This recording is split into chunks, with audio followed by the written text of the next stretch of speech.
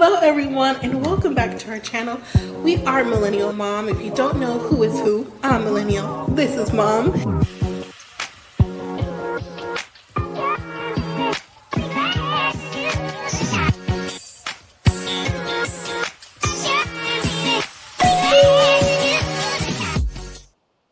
Hello everyone. Welcome back to our channel.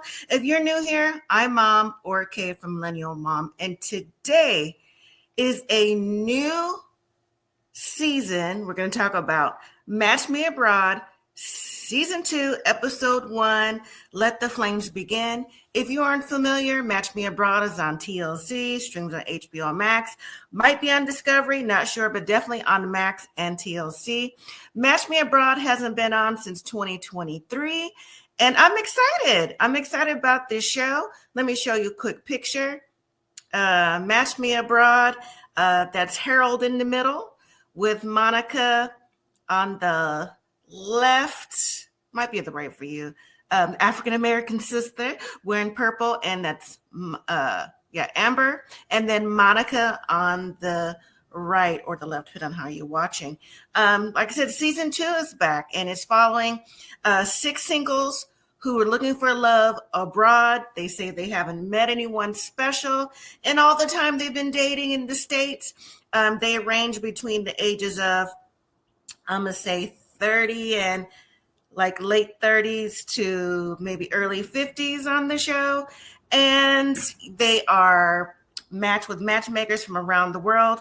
The singles are going to Ireland this year, Singapore, and Brazil. So if you are new here, please consider subscribing to the channel. If you're on the live or the replay, this is going to be a replay for you. I'll be live shortly.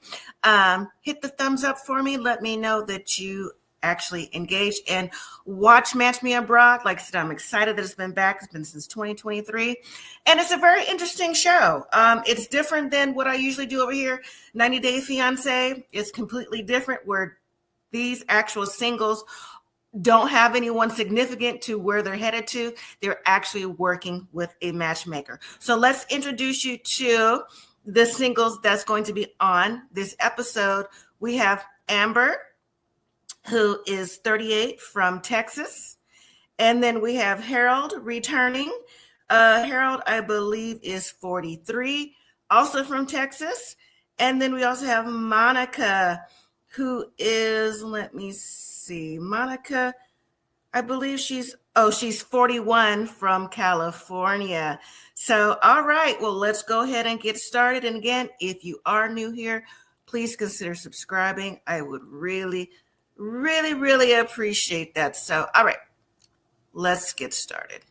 So, again, Match Me Abroad is back on TLC. It's on Sunday night, streaming on Mondays for you. And again, they're looking for the forever love. You have Harold, like I mentioned, Amber, Harold, Monica, and also coming up later, you're going to have Sarah, Victoria, and Tony. But let's get started with Miss Amber. So we're introduced to Amber, 38 from Texas, looking for her forever. She's headed to Ireland to meet her match or matches, whoever she's set up with. Amber is a makeup artist who said she was born with the gift of gab. If you don't know what a gift of gab is, she's someone who likes to talk. I can relate to someone who likes to talk, not just on these lives or whatever, but that's just naturally my nature. I'm a talker. She says she's dated for 3 decades and has not met her husband. She said American men are only looking for that instant gratification, and she wants to find someone who's into her only and who will fight for her and not just feel like she's been discarded in a relationship. And so she feels like her perfect match is in Ireland. Now, let me just say, first impressions of Miss Amber, and before I give the first impressions of her, I think that's for anybody who's looking for a relationship. You want someone who hears you, sees you, thinks of you, communicates with you, loves you. If you're into religion, God-fearing, someone who's just like monogamous into you.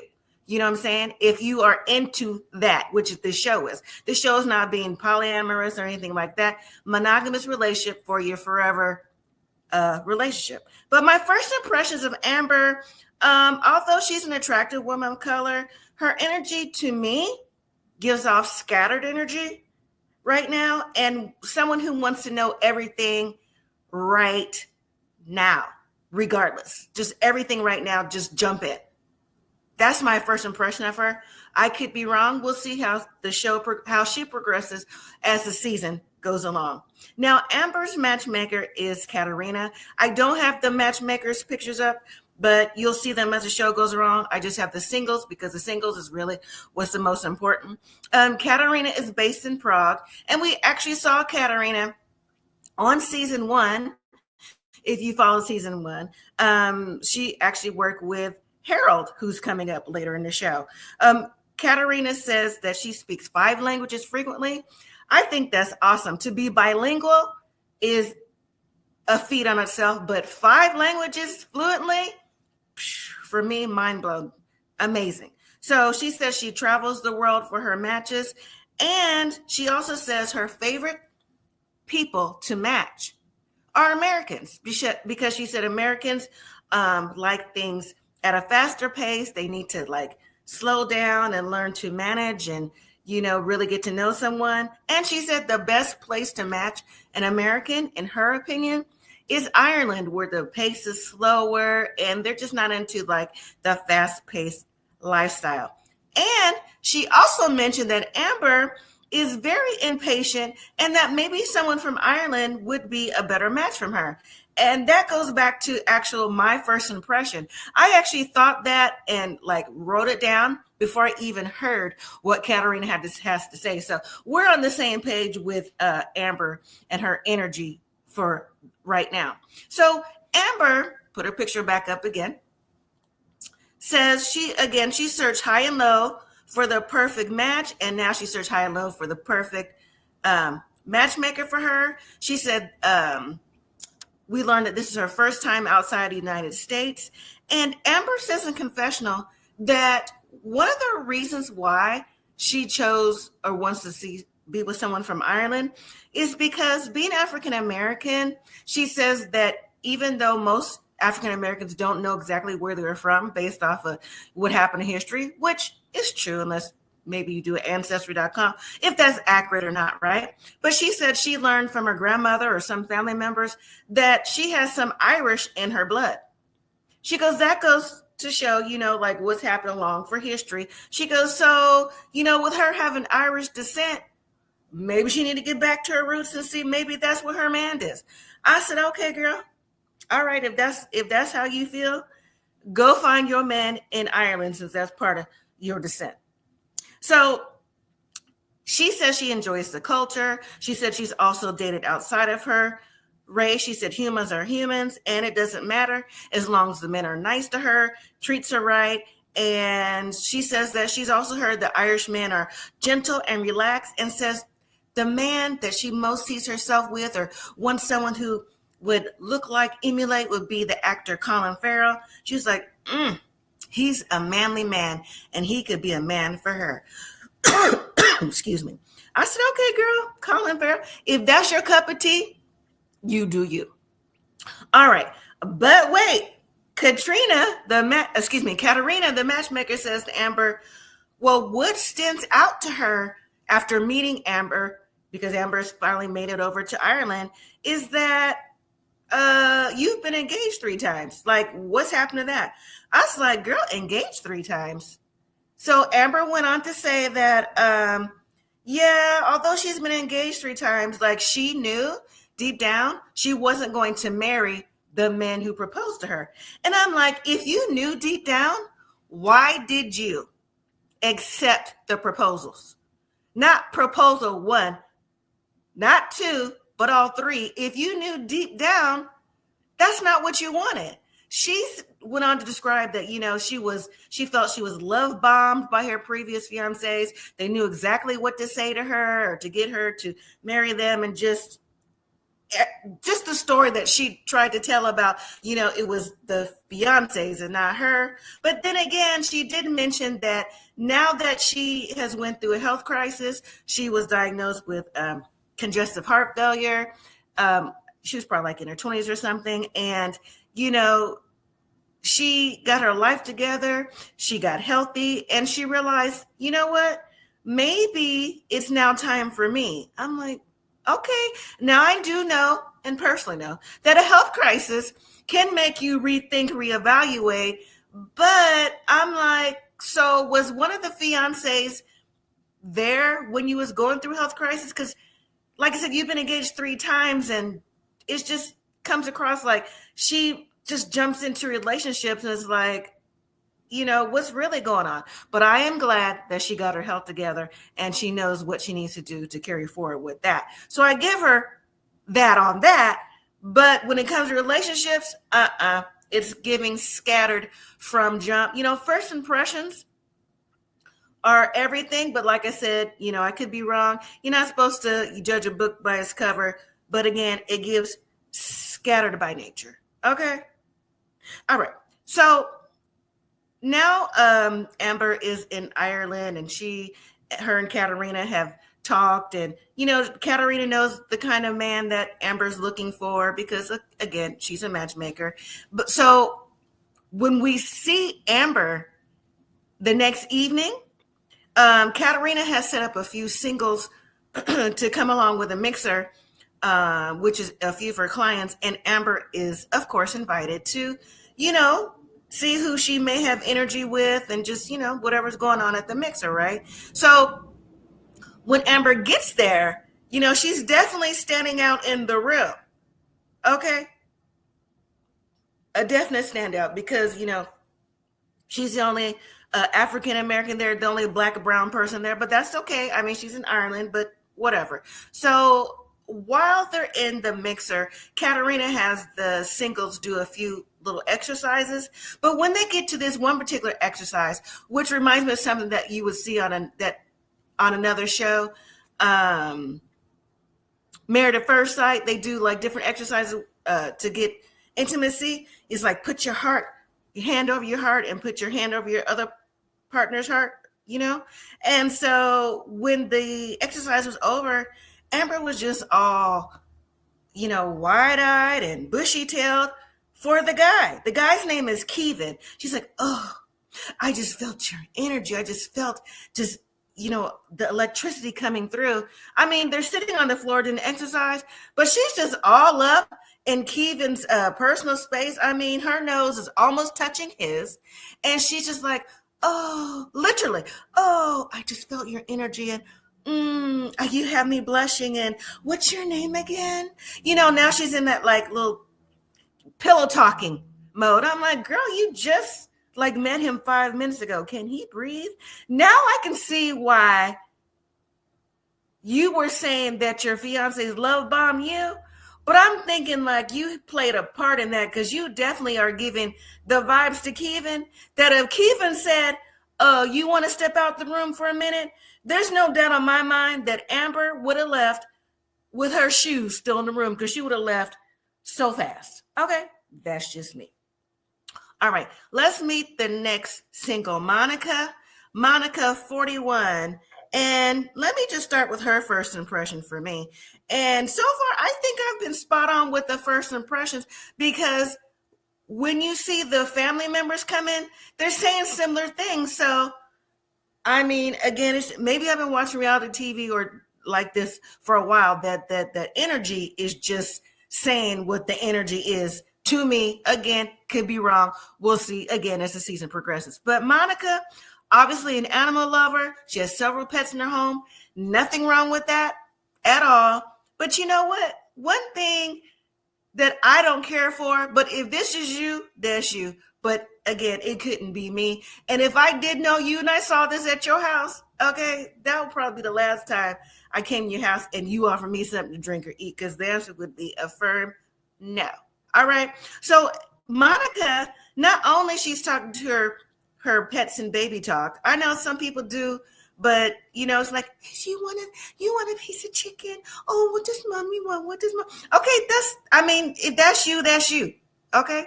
So Monica has offered her cat a piece of chicken while the cat was on the dining room table. Okay, so clearly this is what happens all the time. Again, not my cup of tea, but whatever. But the animal voice, not the animal voice, the baby voice to the animals a little off-putting to me. So my first impression is Monica has found a lot of comfort in her animals, and there are people who do, and again, there's nothing wrong with that. But over a relationship, that was my first impression. So I also think her self-esteem isn't the greatest. All right. Now, as we are introduced to Monica even more, she describes herself being as energetic. She works out. She has plenty of medals from running half marathons and decathlons, different things like that. She says she has a pretty good life, but she says it would be even better if she had someone else in it to share it with her. Now, Monica is a single mom to a daughter, Alyssa, who is 21 in college, and Monica is proud. She's got a D1. Alyssa has a D1 scholarship, plays basketball on a full ride. That's cool. Congratulations, Alyssa, for getting that full ride scholarship. And stick with your college. Okay, you may need it. Need whatever your degree is one day if your basketball career doesn't work out, but hopefully it does. But Alyssa's home for the summer, and Monica says that, you know, she was with Alyssa's dad very young at 19. They split when she was 18 months old.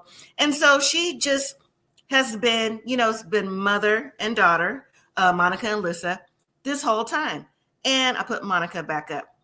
And that's a lot of times that's how it is, you know, whether it be a single mom or single dad, but since we're talking about Monica, a single parent, a devoted parent who's doing the right thing. You know, you take care of your kids, and when they grow up, then it becomes time for you, right? But she says in between, when Alyssa was younger, she tried dating. She said there were some guys who wouldn't even date her because she had a child. And, you know, that's someone's prerogative. You know, it may not be right to you, but, you know, everyone feels how they feel. But she said that, you know, now that she's older, Monica and Alyssa, but now that Monica's older, you know, she's meeting guys at the gym because she works out a lot. She goes, those guys at the gym treat her like crap. And she also says, you know, she wants to be with someone that is monogamous, and to her, just again, what Amber said and what most people are looking for. She says, and she goes, even the guy she's meeting that's in their 50s and 60s want the latest, greatest, best thing. And to me, I'm going to say, I personally have experienced that too, regardless of the age that it is. But you know what? Those are the ones who don't want to be in a committed relationship. They just want to date around, which is fine. But you just have to find someone that's, you know, right for you. So that's just the bottom line. And then again, with Monica's esteem issue and her maybe not feeling like she's good enough, I think that plays a little bit of a role of the type of guy she's meeting, in my opinion. Now, Monica has chosen to meet someone in Brazil. She says Brazilian guys are hot. Since she's into her spirituality, she's Catholic. She says most Brazilians are Catholic. And she says, not to mention, Brazilian guys are the finest, sexiest guys around. So why wouldn't you want to, you know, be with someone like that, that you can, you know, do what you got to do. Okay, because Monica is like, she's been out of the game for a minute and she's ready to get back in the game just with somebody from Brazil. Okay, so Monica's matchmaker is Luiza. Luiza says she's also a relationship coach and a matchmaker. She says she teaches her clients to ask questions before chemistry or even intimacy, so you don't jump in too fast. And I do agree with that. I think that's a lot of issues for a lot of people, that you don't get to know someone before you are like doing the do. And then after you do the do, most women are emotional and men just be like, okay, peace out. Thank you. I'll holler, you know, something like that. So, you know, Luiza says that's not what she wants people to do. She wants more in-depth conversation. And Luiza describes Monica. She said, even though she's a strong woman and competitive, she says she doesn't think that Monica is as open to relationship as she thinks she is because she's been guarded for so long.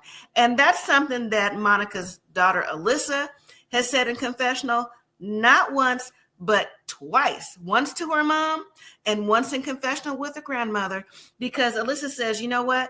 I can't keep coming home for summers because I don't know how often I could come home. Because like I said, she's into basketball. And, what if she gets picked up somewhere, whether it be a league, the WNBA, or maybe she gets picked up somewhere in the European League or something like that. She can't keep traveling home. And on top of that, she doesn't want to feel the pressure. That's Alyssa, her daughter, saying she don't want to feel the pressure of being her mother's comfort because her mother relies on her too much. And Alyssa feels like if she has a strong man who will love her and dedicate to her mom, that pressure she won't necessarily have to feel anymore. And I get that because, it seems like Monica is really leaning on Alyssa, and it's clear, especially if Alyssa said it twice in confessional. So when Monica, Alyssa, and Monica's mom meets with Luiza on FaceTime, Luiza says she has a surprise for her, but first they ask, what is it, or what type of man is the right man, do you feel, for Monica? And Alyssa says, someone who will be there for her and, make her feel special as a woman and just be there for her, whether she's here, in California or over in Brazil. So then Luiza shows a video of a potential match. And the video was, I thought, pretty basic, pretty, what you would say if you're looking for someone too. But one thing that stood out to me is his name was Bruno. Bruno said that he likes to play soccer and he likes to go to the gym and just different little things that Alyssa's into. And I'm like, well, that's good. On the surface, he definitely meets Monica's athletic lifestyle, which is something that Monica needs. She says she's active and into the gym. So maybe they can connect on that. But now Monica, though, she's like, oh, he's so cute. He's so this, he's so that.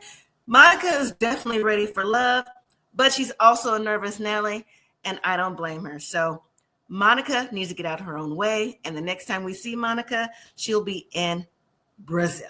All right. So finally, if you're not familiar with Harold, he was on season 1 of Matchmaker, Match Me Abroad. And if you are, here he is. And if you are, here he is. Harold is back. He's 43. He's an artist. He is on the spectrum. He tells you that himself. Harold, to me, was like the hero of season 1. Like, he kept season 1 afloat. It's unfortunate that he didn't keep up with his match, who was in Prague.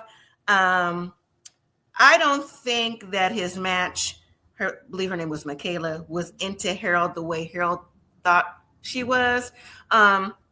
Michaela was very nice.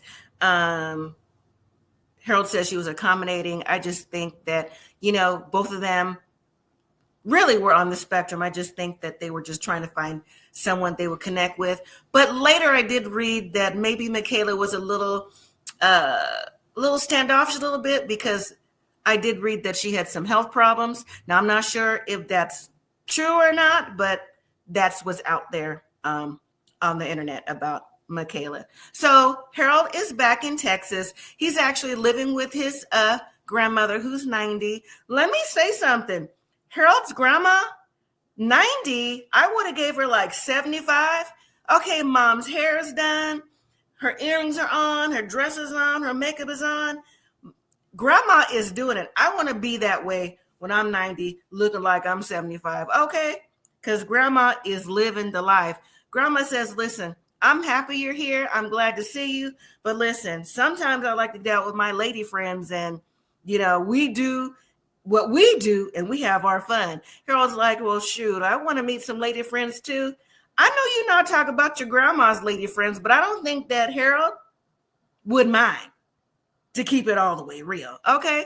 Harold is a radiation tech who has lived all over the United States. He works at a different power plant. So Harold is very mathematically inclined, but he's also likes to draw. He's very creative, things like that too. So, but Harold says he's eager to live on his own and have his own family. He says, he has reached out to a new matchmaker in Singapore, by the name of Dolly.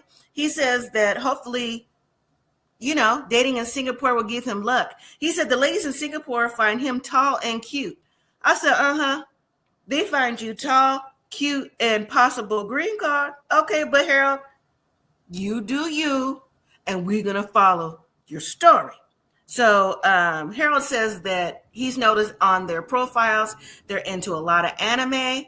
And he says, I'm into anime too. I like to draw, things like that. He goes, I find that nerdy because I'm a nerd. Maybe we could be nerdy together. I said, yeah, they could be nerdy. As long as you nerdy, as long as you giving what you get. Okay. That's just my opinion. So anyways, Harold says that he learned something while he was in Prague. I'll put his picture back up. And especially from his matchmaker, he says that he learned that he needed to speak more clear and to say what he wanted in a relationship. And that, he's took all that to heart. So the next time we see Harold, he's actually packing to fly to Singapore. And so I'm like, wow, like this is the fastest we've seen somebody go over there. Besides Amber, we went from Harold talking to his grandma to flying to Singapore. So we meet matchmaker Dolly, who says she got the reference from Katarina about Harold. Dolly says she's been matchmaking for 10 years. And she also says that in Singapore, she says that the birth rate is so low that the government in Singapore actually had matchmakers set up singles to meet each other to, get the birth rate going and just the marriages and, increase the population. I said, wow, that's very interesting that a government would step in and do that. So anyways, Dolly said has a passion for matchmaking and she's looking to see what she can do for Harold. So Dolly asked Harold what he wants in a match. And of course, he said he wants to feel confident and find love. Now, on the way to the hotel, Harold is like trying out his pickup lines to Dolly. She's like, are you flirting with me? He's like, maybe. I was like, Harold, you flirting, but the matchmaker isn't the one that you going for. But then again, I don't think Harold would mind. So, but anyways, Dolly also says that in her confessional that Katarina told her that Harold has a big heart. He does. He definitely does. And that's just a reason to root for Harold, like season 1. And I was surprised to see him back for season 2. And I'm glad that he is. Anyways, Dolly said to Harold that, listen, I'm going to give you tips and advice on meeting a girl, but you need to step out your comfort zone and become Harold. She either said 0.2 or 2.0. And I'm like, Harold is good at where he is. He's got his own style. He's quirky. He's a self-proclaimed nerd. And it just is what it is. Now, when they got to the hotel room, Dolly asked Harold, well, let me see your best outfit. So when you meet the ladies, you go on your dates. So why did Harold pull out a cashmere sweater? She said, She goes, are you familiar with the climate here? Now, Singapore is a tropical, hot, humid climate. Okay. And she said, I noticed you were sweating when I met you at the airport. And Harold had on like a Hawaiian print short sleeve shirt. So if he's already sweating, what you think a cashmere sweater is going to do? So anyways, Harold put out his trusty dusty suspenders and he pulled out a different shirt. He's like, well, maybe I could wear this instead. And so Dolly was like, what are you going to wear with those suspenders? Or what you going to do with those suspenders? I mean, clearly he needs suspenders to keep his pants up, right? So, and then there were some suspenders that had like measuring tape look on it, like a design. She said, and what's that for? Harold said, well, you never know when you need to measure the length of a man. I said, okay, Harold, talk your talk. Okay. Do you, Harold? Do you, Harold? I hope this time is the right time for you. I hope you meet somebody, whether it be in Singapore or someone else. All right, everyone. That was the end of the episode. Next week, we will be introduced to more singles and their matchmakers. And of course, all the singles will be looking for love. And it looks like there's a few wild cards coming up. I'm going to go ahead and say who they look like they are to me. is going to be Victoria, who we're going to meet next week, a definite wild card. And Tony is a wild card because he says he's used AI generated profiles, and in one of the scenes coming up, the matchmaker calls him difficult. So I don't know. We'll see. Again, Match Me Abroad Season 2 out on Sunday nights. I will be here to review, and I'll go live after 90 Day Fiance Part 2 Tell All for a live review. But until then, I will do the reviews on video. So again, thank you for watching. Don't forget to hit that like, subscribe, comment, and share. And until next time, everyone, live simply, be grateful.